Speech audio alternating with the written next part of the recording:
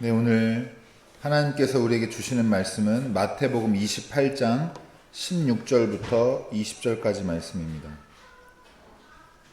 마태복음 28장 16절부터 20절까지 말씀입니다. 제가 읽겠습니다. 11 제자가 갈릴리로 가서 예수께서 일러주신 산에 이르렀다. 그들은 예수를 뵙고 절을 하였다. 그러나 의심하는 사람들도 있었다. 예수께서 다가와서 그들에게 말씀하셨다. 나는 하늘과 땅의 모든 권세를 받았다. 그러므로 너희는 가서 모든 민족을 제자로 삼아서 아버지와 아들과 성령의 이름으로 세례를 주고 내가 너희에게 명령한 모든 것을 그들에게 가르쳐 지키게 하여라. 보아라, 내가 세상 끝날까지 항상 너희와 함께 있을 것이다. 이는 하나님의 말씀입니다. 감사합니다. 우리 주위분들과 같이 인사하고 시작하겠습니다. 우리에게는 소망이 있습니다.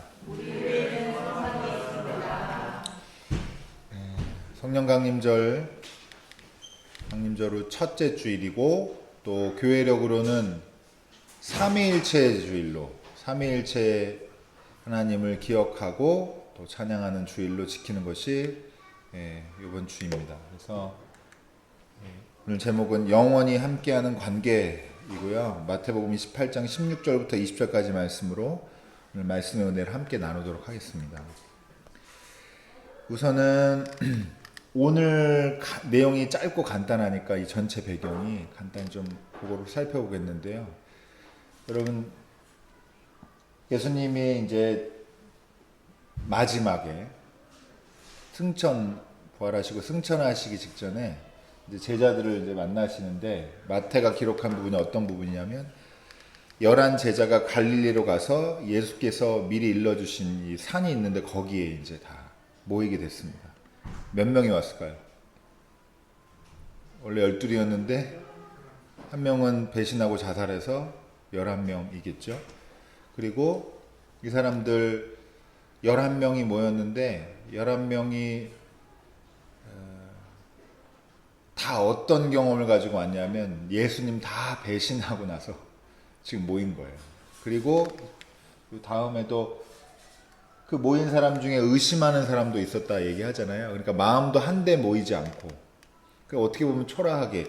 여러분, 예수님 지금 산에 올라서 예수님의 말씀을 가르침을 듣게 되는 상황인데 예전에 산상수훈 말씀 들을 때 생각하면은 막 엄청난 무리가 몰리고 밥이 없어서 사람들 막 고민하고 막 그랬었는데 지금은 12명이었는데 그 중에 하나는 그나마 완전히 배신하고 이 공동체에서 이탈해 버렸고 나머지 11명도 의심하거나 아니면 다 예수님 한 번씩 배반한 경험 가지고 있는 사람들이 지금 부활하신 주님과 이렇게 만났습니다.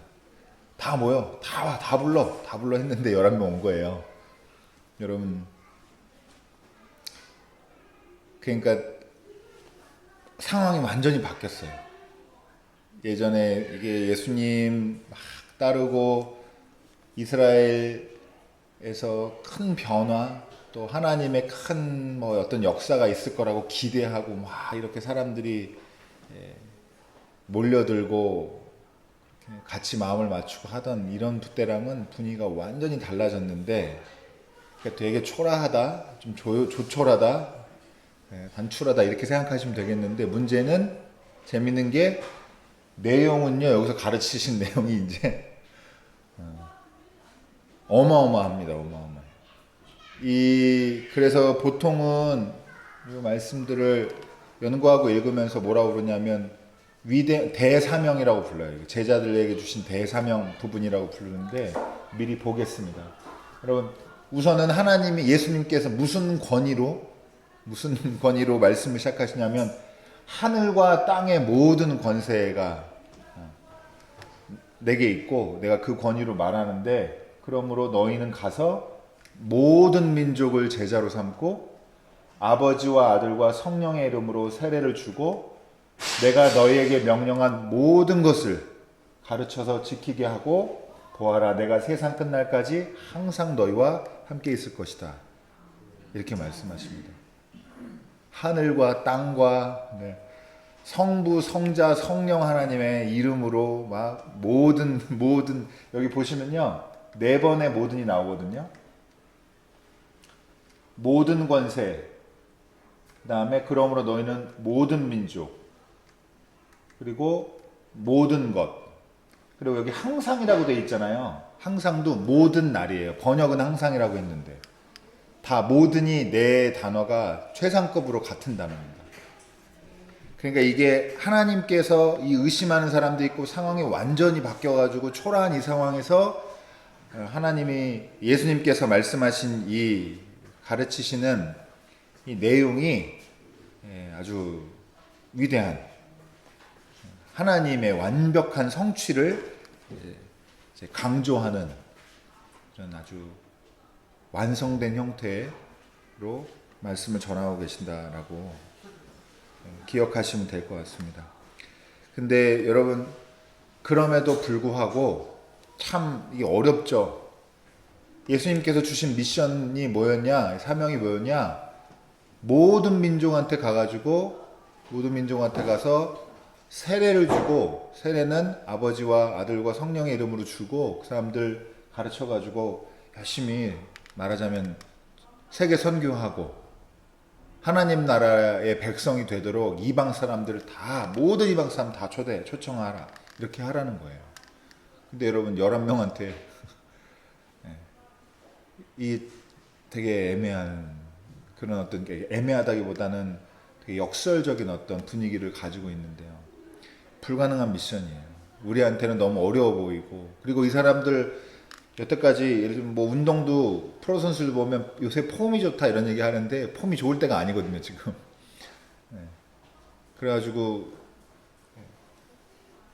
과연 이게 이루어질까라고 생각했지만 실제로 제자들이 이제 성령을 받은 후에는 담대하게 복음을 전하고 또 순교당하고 여러 곳에 교회를 세우고 거기서 하나님의 나라가, 하나님의 역사가 예수님이 정말 예전에 예언하셨던 것처럼 내가 했던 일보다 더 큰 일 하게 될 거다라고 하는 그런 일들을 실제로 행하게 됩니다.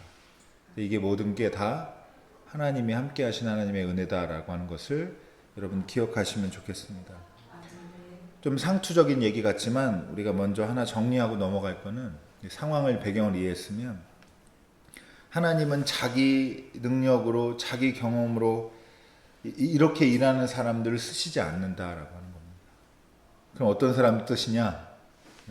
부족한 사람들, 실패해가지고 별거 없는 사람들, 빌빌거리는 사람들, 이런 사람들을 고쳐서 쓰시고 격려해서 쓰시고 넘어졌던 사람들 다시 일으켜서 세우셔서 하나님이 쓰시는 것이, 이게 여태까지 많은 기독교 역사에서 보면 하나님이 하시는 일이다라고 여러분 기억하시면 좋겠습니다.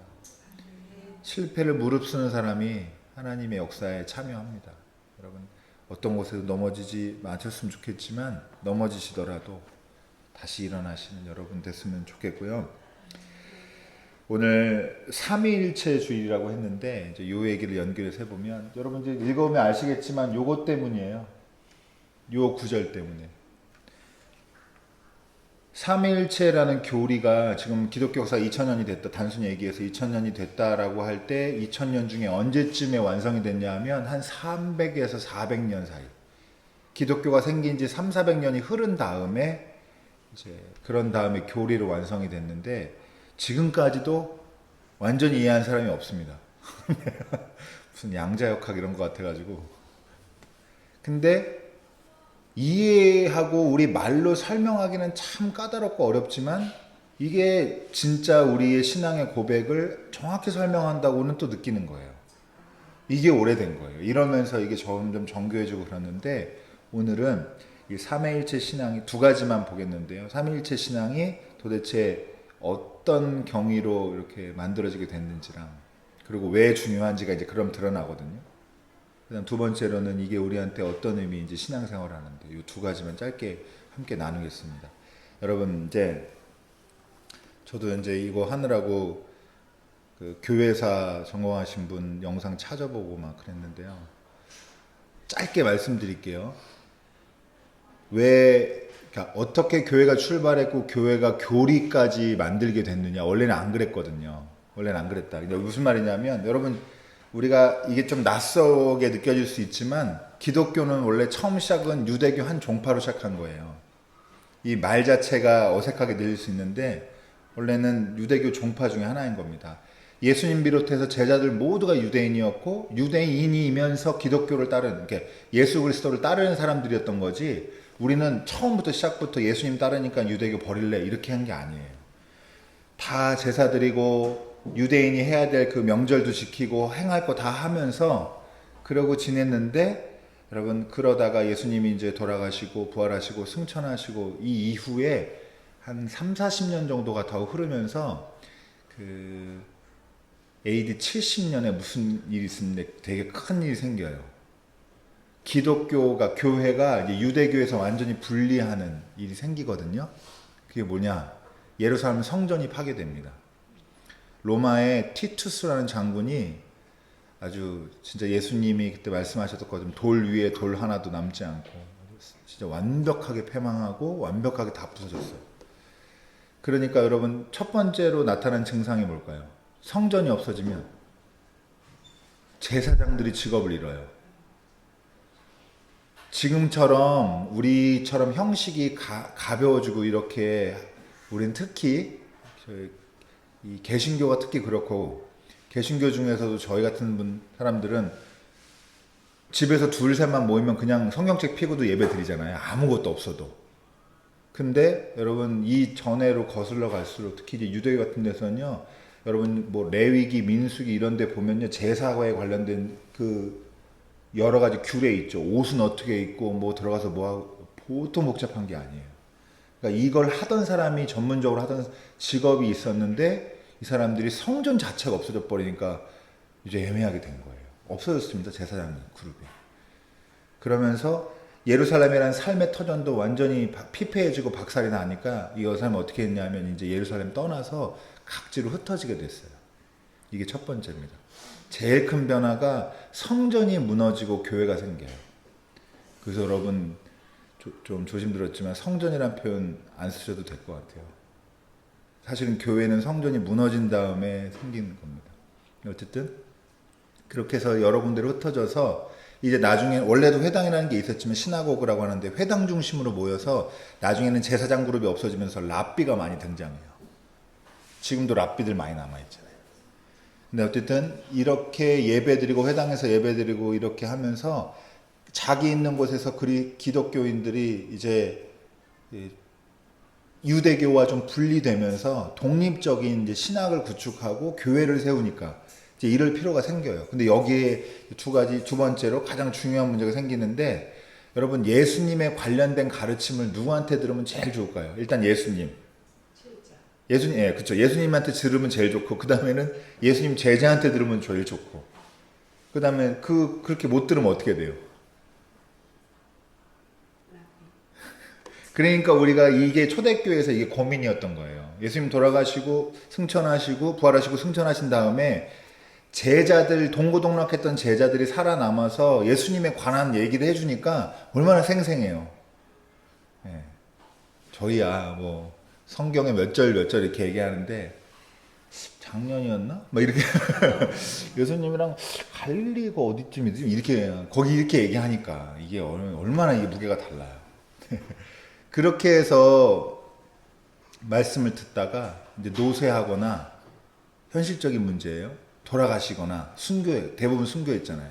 순교하거나 너무 늙거나 이렇게 된 거예요. 그러니까 다음 세대들한테는 예수님의 가르침을 어떻게 전해야 되냐 이게 고민이 됐는데 그래서 필요가 확 생겼는데 그 전에도 성경이 기록되고는 있었는데 나중에 그 기록된 것들이 회의를 통해서 교회 전체 회의를 통해서 이거 성경이라고 하자 하면서 성경이 된 거예요. 근데 어쨌든 처음에는 이거 우리 안 되겠다. 예수님에 관한 기록을 모으자. 이제 작성하자. 해서 각 흩어진 교회들이 예수님에 관한 기록을 이제 하기 시작한 거예요. 대표적인 게 사복음서입니다. 마태, 마가, 누가, 요한복음. 예수님에 관한 얘기를 집중적으로 기록한 이 부분. 근데 여러분 전체 이 기독교인들이 모여가지고 우리 성경 쓰자 이렇게 쓴 게 아니고요. 급하니까 썼는데 쓰고 보니까 예를 들면 저작이 150개예요. 책이 150권이에요. 근데 다 내용이 건강하고 준수한 게 아니라 어떤 거 읽어보니까 심란해요. 뭐야, 이걸 성경이라고 쓴 거야? 교회에서 이걸 가르쳐? 그렇게 이상한 걸 가르치는 사람을 이단이라고 했고, 최초 이단이 이 초대교회에 나오는 거예요. 큰 두 가지 이단이 나와요. 이단이 누구냐? 예수님은 하나님이지, 그러니까 신이지 인간이 아니다라고 하는 이단이 나와요. 어떻게 신이 육체를 입으냐? 이건 말이 안 된다. 이 사람들은 하나님이 물질을 창조하신 것도 반대하거든요. 영은 좋은 거고 육체는 더러운 거여서 이렇게 이분법적이 있어요. 이런 파가 있고, 하나는 반대로 예수님이 인간이지 어떻게 하나님이냐. 우리랑 같이 동고동락하고 우리가 다 뻔히 봤는데 예수님도 먹고 다 우리랑 똑같이 하더라. 먹고 자고. 근데 그분을 어떻게 하나님이라고 믿느냐. 그건 좀 너무하다. 아주 위대한 인간이었지만 그건 내가 동의해. 예수님만한 분이 없어. 그렇지만 예수님 하나님은 아니야. 이게 두 가지 파가 생겨요. 이런 사람들을 교회에서 이제 내보냅니다. 이단이라고 규정하고. 그러면서 예수님은 하나님이시면서 이 땅에 우리와 육체를 입고 함께 사신 인간이기도 하다는, 완벽한 인간이기도 했다라고 하는 사실을 교리로 이제 중요하게 여기게 돼요. 그러다 이게 이제 삼위일체 교리의 시작인데, 여러분 그러니까 사도신경 보면 다 누구 얘기예요? 예수님 얘기예요. 사도신경이 바로 요런 흐름에서 교회가 회의한 내용이에요. 그러니까 대부분 예수님에 관한 내용이에요. 성령 한 줄 나옵니다. 맨 뒤쪽에 보면 성령을 믿으며 이렇게 윗사오며. 이 원래는 그러니까 삼위일체 전체 신앙의 틀로 봤을 때는 되게 협소한 어떤 예수님에 관한 얘기지만, 근데 여기서 이제 중요한 걸 이제 정리해서 이해하셔야 되는데, 그러니까 초대교회는 내내 예수님을 정확하게 이해하는 게 이 싸움이었어. 교회가 하나님이 아니라고 하고 인간이 아니라고 하는 사람들, 그렇게 주장하는 사람들이랑 싸우면서 예수님을 정확하게 이해하는 게 교회 내내 싸움입니다. 그래서 여러분 복음서 보면 계속 예수가 그리스도라는 것을 강조하는 이야기들로 가득 차 있거든요. 우리는 지난번에도 몇 번 말씀드렸는데 우리는 건너뛰었잖아요. 이미 알잖아요. 예수가 그리스도라는 걸 믿고 시작하는데, 그게 그렇게 이 처음에 신앙 가졌던 사람들한테 중요한 문제였다라고 하는 게 여러분 기억하실 필요가 있습니다. 제가 이제 이런저런 말씀을 왜 드렸냐 하면은, 배경을 알고 계시면 지금 우리한테 당장 삼일체 교리를 못 이해한다고 큰 문제 없을 수 있어요. 그러나 여러분 기독교 신앙에서 이게 얼마나 중요한 논의 흐름에서 출발이 되고 의미 있게 만들어져 왔는지 여러분이 좀 기억하실 필요가 있고, 결론적으로 그래서 우리 신앙에 어떤 의미가 있냐 이 얘기만 하고 간단히 하고 마치겠는데요. 여러분, 하나님은 시간이 시작할 때부터 끝날 때까지 우리가 이렇게 표현도 이렇게밖에, 우리가 인간적으로 이렇게밖에 못해요.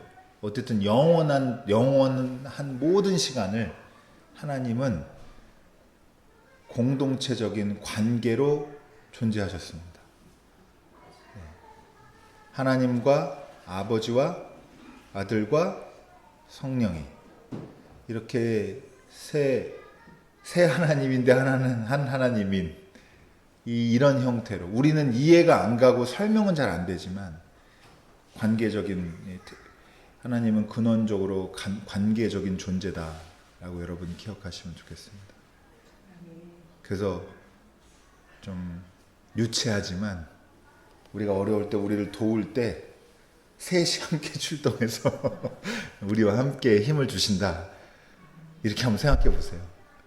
우리가 외로울 때 하나님만 오시지 않고 셋이 같이 와가지고 우리와 함께 하신다. 아주 되게 유치한 얘기지만 그래도 힘이 되실 수 있다. 그러면 이 하나님이 관계적으로 존재하신다는 거에 대한 그런 이미지를 좀 그렇게라도 한번 해보시면 좋겠습니다. 그래서 우리는 하나님을 한 분이시라고 고백하지만 실은 하나님은 관계적인 분이고 공동체적인 분이어서 이 하나님이 예수님께서 영원히 제자들과 함께 있을 거다라는 약속은 사실은 우리와 영원히 함께하는 관계가 있다는 얘기예요. 네, 이런 의미입니다. 그래서 우리가 이걸 자꾸 닮아서 우리도 그런 관계를 만들려고 이렇게 해야 되는 게 이 교회의 사명이고요. 우리 힘으로는 안 됩니다. 우리 힘으로 안 되고, 이게 바로 이제 성령께서 우리에게 힘 주시고 은혜를 주셔야 그게 어떤 관계를 추구해야 되는지도 알게 되고, 그리고 그 실제로 알게 된 거를 만들어갈 수 있는 노력도 할 수 있게 됩니다. 여러분 든든하게 이렇게 함께 다니시는 관계적인 우리 하나님에게 눈 뜨시고요. 오늘 기억하시면서 2000년 동안 이런 교리들과 싸우고 이걸 만들어 오면서 이 신앙을, 예수님이 누군지 정확하게 고백하기 위해서 애를 썼던 이 사람들의 노력, 여러분의 삶 가운데도 신앙 가운데도 함께 있기를 주님의 이름으로 축원합니다. 기도하겠습니다.